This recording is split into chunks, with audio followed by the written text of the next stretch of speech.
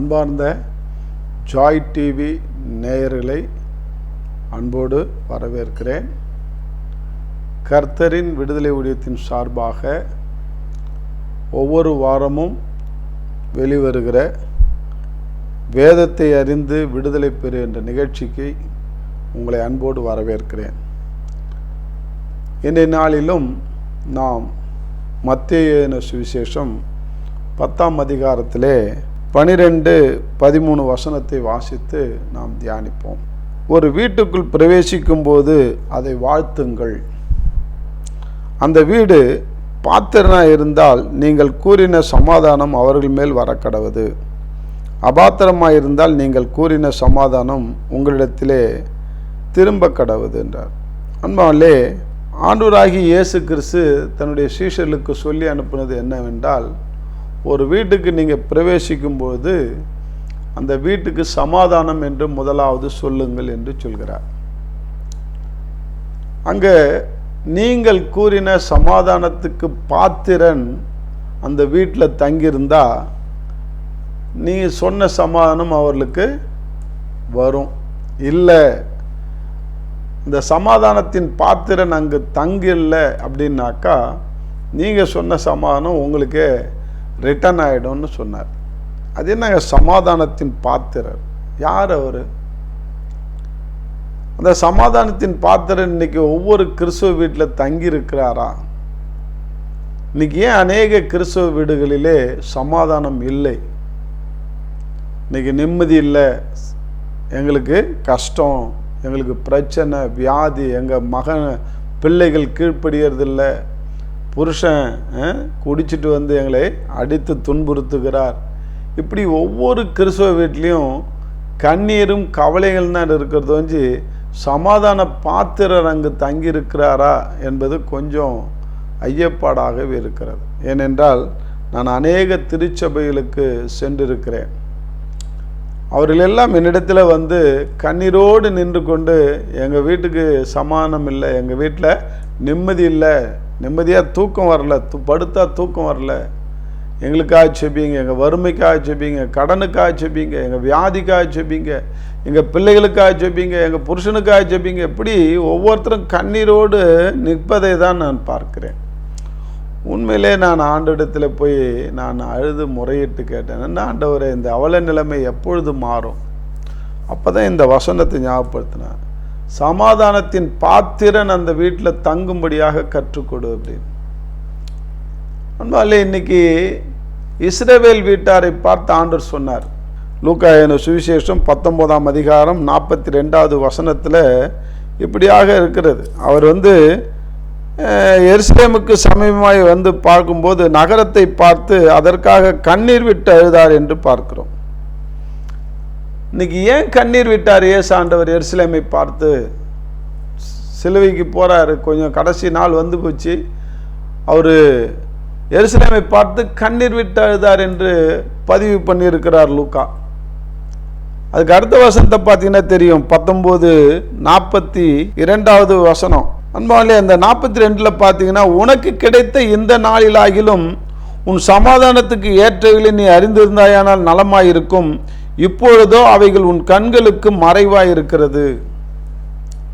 சமாதானத்துக்கு ஏற்றவைகளை நீ அறிந்திருந்தாயானால் நலமாயிருக்கும், இப்பொழுதோ அது உன் கண்ணுக்கு மறைவாயிருக்கிறதுன்னு ஆண்டவர் சொல்றார். அன்பாலே, இன்னைக்கு சமாதானத்துக்கு ஏற்றவைகள் எதுங்க?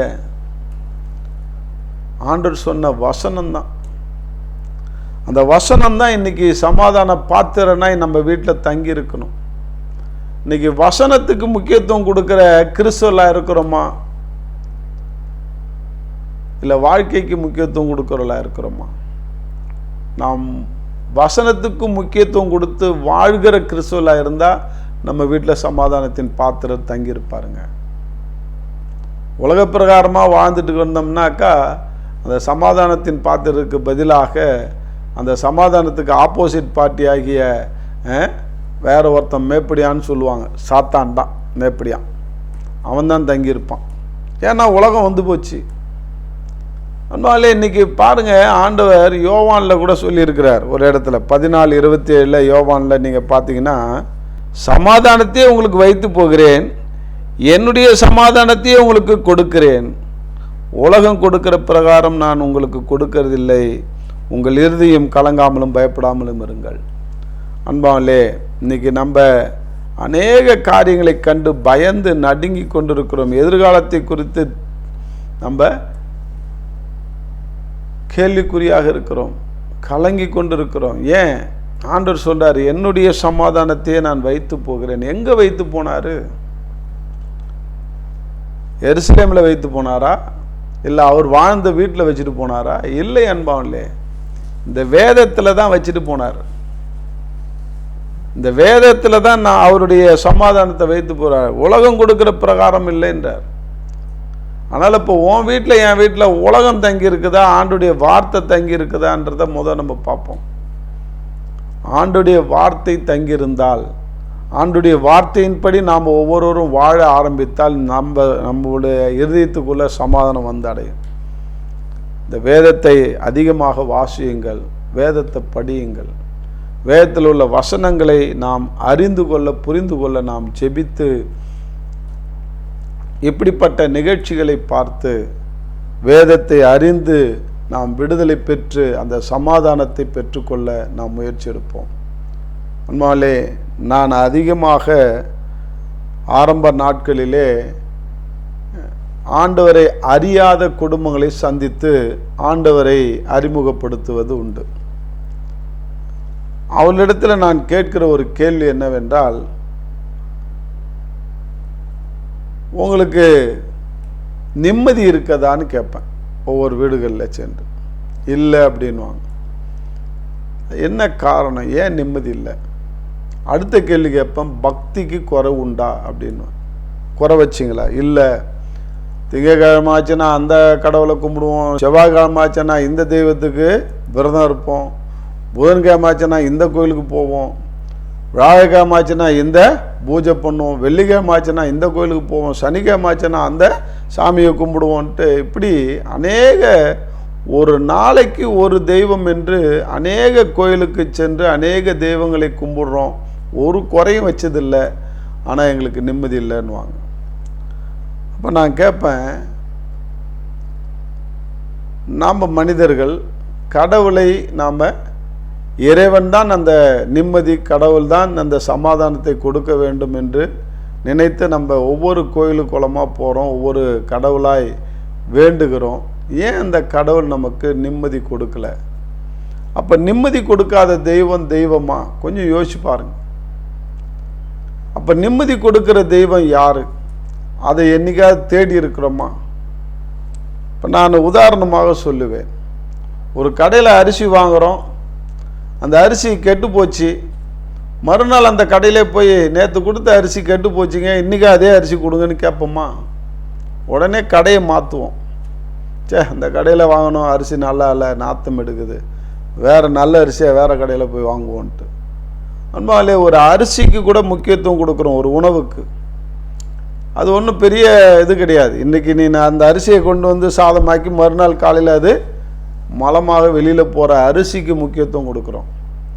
அதே ஒரு புடவை ஒரு ஜவுளி கடையில் போய் வாங்கினோம்னா, அந்த ஜவுளி கடையில் வாங்கின அந்த புடவை அல்லது சாயம் போயிடுச்சுன்னாக்கா மறுநாள் அந்த கடையிலையோ அல்லது மறாவது வாட்டி அந்த கடையில் போய் வாங்குவோம்னா வாங்க மாட்டோம், வேறு கடையில் தான் போய் வாங்குவோம். இந்த கடையில் உதவித்ததை வச்சு இருக்கிறாங்க, மட்டமான பொருளை விற்கிறாங்க. அப்போ நல்ல பொருளை வாங்குவதற்கு நம்ம அடுத்த கடையை நாடுகிறோம். அட்லீஸ்ட் இப்படி உணவு பொருள், ஆடை இதெல்லாம் நம்ம கூட வருவது கிடையாது, அழிந்து போகக்கூடிய பொருள்கள், அதுக்கு கூட முக்கியத்துவம் கொடுக்குறோம். என்ன கேட்டால் இன்னைக்கு ஹேர் மயிருன்னு சொல்லுவாங்க. இந்த முடியை சரியாக ஒரு பார்பர் ஷாப்காரன் வெட்டலை அப்படின்னாக்கா திரும்பி அவன்கிட்ட போய் என்ன செய்ய மாட்டோம், காட்ட மாட்டோம், அடுத்த கடைக்கு போவோம். அது ஒரு பிரயோஜனம் கிடையாது, வெட்டி போட்டால் அது கீழே வேஸ்ட், அது குப்பைக்கு கூட போடும். அப்படி குப்பைக்கு போகிறது கூட நம்ம இம்பார்ட்டன்ட் கொடுக்குறோம். ஆனால் நம்ம வாழ்க்கைக்கு என்ன இம்பார்ட்டன்ட் கொடுத்தோம்? அதனாலே நம்ம வாழ்க்கையில் நிம்மதி இல்லாமே வாழ்ந்து செத்து மடிந்து போகிறோமே. ஏன்? எல்லா தெய்வத்தையும் வணங்கணும், எல்லா கோயிலுக்கு போகணும், நிம்மதி இல்லைன்னு சொல்கிறியே, என்ன காரணம்? அப்போ நிம்மதி கொடுக்குற தெய்வம் யாருன்னு இன்னை வரைக்கும் தேடணுமா? நிம்மதி கொடுக்குற தெய்வத்துக்கிட்ட வந்தமா அடைக்கலமா அப்படின்னு நான் சொல்லுவது உண்டு. அதுங்க யாருன்னு கேட்பாங்க. அவர் தான் இயேசு. அவர் சமாதானத்தின் தேவன் என்று அவருக்கு ஒரு பெயர் உண்டு. நிம்மதியின் கடவுள் என்று பெயர் உண்டு. பிரின்ஸ் ஆஃப் பீஸ் அப்படின்னு சொல்லுவாங்க. சமாதானத்தின் பிரபு என்று சொல்லுவார்கள். அப்ப நமக்கு ஒரு பாலகன் பிறந்தார். அவருடைய கர்த்தத்துவம் ஒரு தோளில் இருக்கும். அவருடைய நாமம் அதிசயமானது. அவர் ஆலோசனை கர்த்தர், சமாதான பிரபு என்று சொல்லப்படும் என்று அவர் பிறக்கிறதுக்கு முன்னாடியே ஏசாயா தீர்க்க தரிசன புத்தகத்திலே அவரை குறித்து எழுதியிருக்கிறார்கள். அப்ப சமாதானத்தின் பிரபு இயேசுதான் என்பதை அவர்களுக்கு அறிமுகம் செய்து, ஆண்டவராகிய இயேசு கிறிஸ்துவிடத்தில் உங்கள் வாழ்க்கையை கொடுத்து பாருங்கள், அவருக்கு ஒரு சான்ஸ் கொடுங்க, உங்கள் வாழ்க்கையில் சமாதானம் வருதா இல்லையான்னு பாருங்கள் என்று சொல்லி அவர்களை சமாதானத்தின் தேவனை அறிமுகம் செய்து அவரை சமாதானத்தின் தேவனத்தில் அவர்களை கொண்டு வருவேன். அவர்கள் வந்து ஆலயத்துக்கு வந்து வார்த்தையை கேட்டு இன்றைக்கு அநேகர் சமாதானத்தை சந்தோஷத்தை பெற்று இன்றைக்கி ஆண்டவருக்கென்று சாட்சியாக வாழ்கிறார்கள். ஆனால் இந்த காலத்தில் நான் அதிகமாக ஆண்டவர் அறியாத மக்களை சந்திப்பது அல்ல. இன்றைக்கி அநேக சபைகளிலே சென்று வார்த்தையை கொடுக்கிறேன். அநேகரை நான் பார்க்கிறவங்களெல்லாம் கிறிஸ்தவர்களை தான், ஆண்டவரை ஏற்றுக்கொண்ட மக்களை தான் நான் சந்திக்க வாய்ப்பை ஆண்டவர் எனக்கு கொடுக்கிறார். அப்படி அந்த அநேக சபைகளிலே போய் ஆண்டவரை அறிந்த மக்களுக்கு ஆண்டவருடைய சத்தியத்தை சொல்லும்போது அவர்கள் சொல்கிற ஒரு வார்த்தை என்னவென்றால், எங்களுக்கு நிம்மதி இல்லை, எங்களுக்கு சமாதானம் இல்லை.